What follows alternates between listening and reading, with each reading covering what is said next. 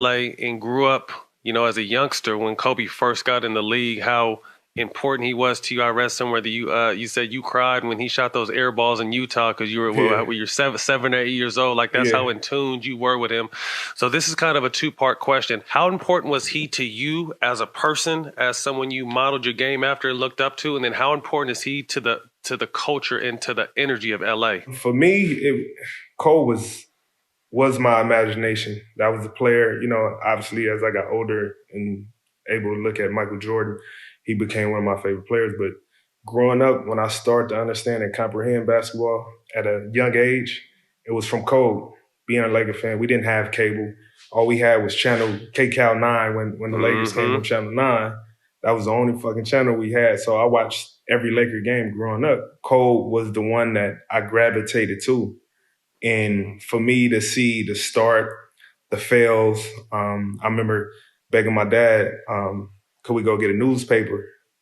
Just so I could see what he said after the game, comments after the game, little shit like that gave me a emotional connection to to one of my favorite players that made me want to push harder when it came to want to play sports, especially basketball.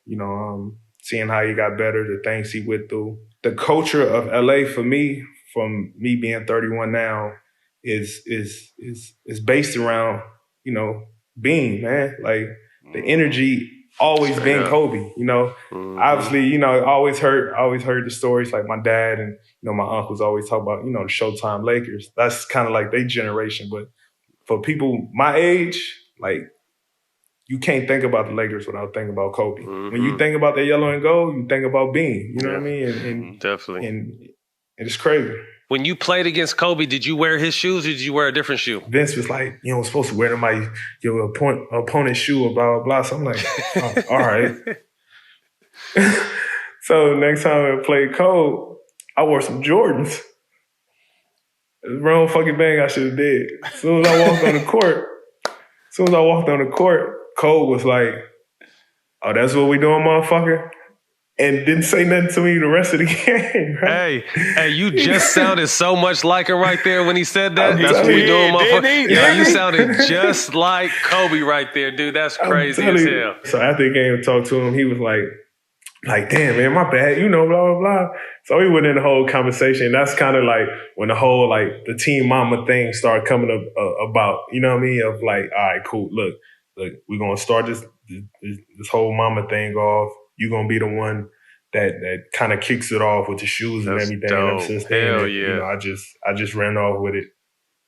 That's That's what's up. dope. That's a crazy ass story. That's what's up. But Yeah, that's what we doing, I don't think motherfucker. I never Yeah. told that. Yeah. I mean, that was one thing I talked about. I came here in '98 straight out of high school and never really left.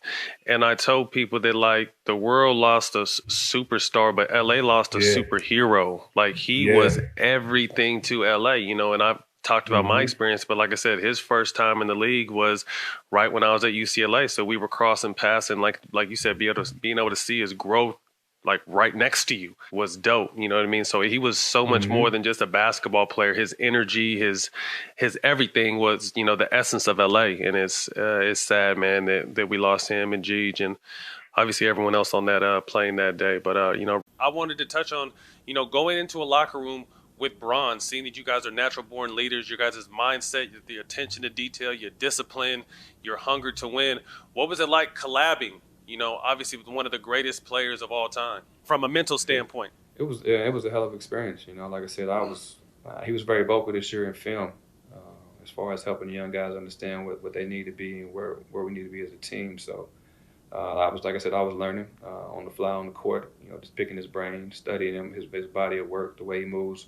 When I go back and watch film, I used to always watch film of myself, and then I watch film of him, AD. You know what I mean? Just understanding where they want the ball, where they're great at. So that's just that's just kind of how my mindset was going into it, like I said. But to be able to play with him and pick his brain daily and understand his discipline of what he's done to be able to become, so dominant in year 17, it was fun to watch. It was great to be next to and understanding like, okay, this is elite.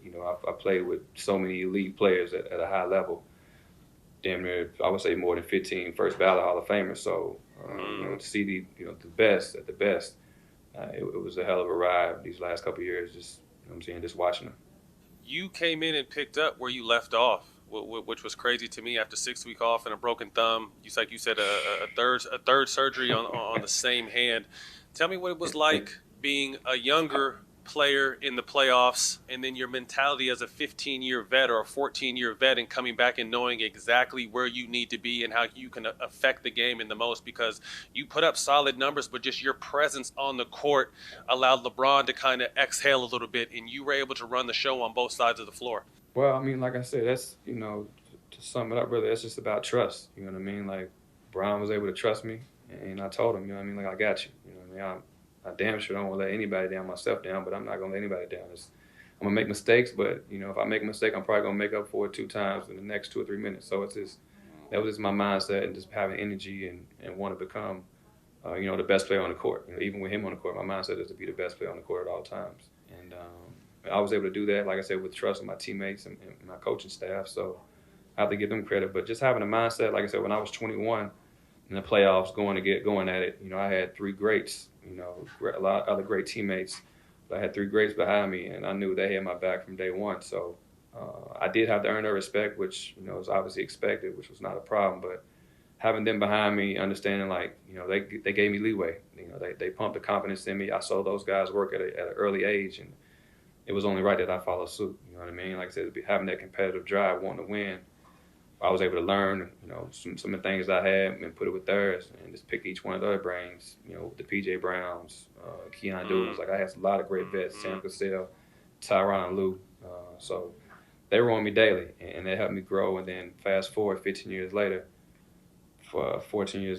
I was able to just come back, with the grace of God. Like I said, I broke my hand, and then I was supposed to play in the Portland series. 30 minutes before tip-off, my back locked up. I'm out another week. So I missed that series completely. So I'm thinking like, damn, I've been out for 7 months. I'm coming right back in the heat. Let's go back to Rondo. Give me one thing that you can say you actually learned from the Kang. I call him the K-A-N-G, the Kang. I mean, I might have to say it's discipline. I just think it's discipline, yo. Like I said, he got the best guy working on his body in the game. And everything he do is routine, strategically routine.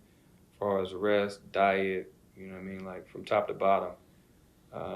Only person other than that was KG, but like I said, LeBron, the way he's daily doing exactly what he needs to be doing, it is unmatched. So it's like shows.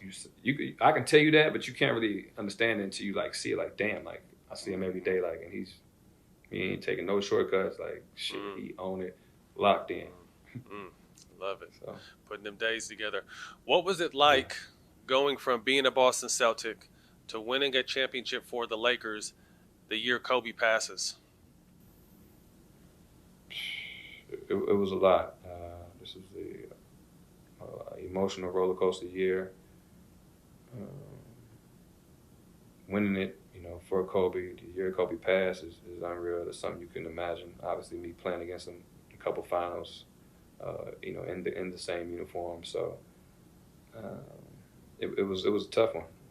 So we all understood the mindset and the goal of what we were trying to attain and who we were doing it for. So to be able to, kind of like I said, say that and full circle accomplish your goal, it was just a real moment, and it's definitely something we'll be grateful for, I'm sure, the rest of our life. So it was a dope moment. It's been a dope moment despite everything else. You know what I mean? Just being able to share some light in that aspect.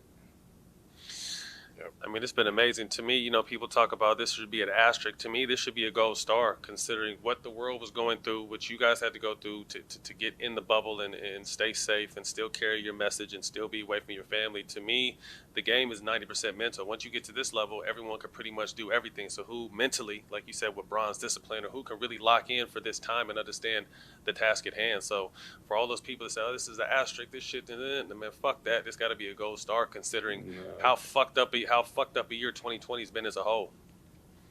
Absolutely.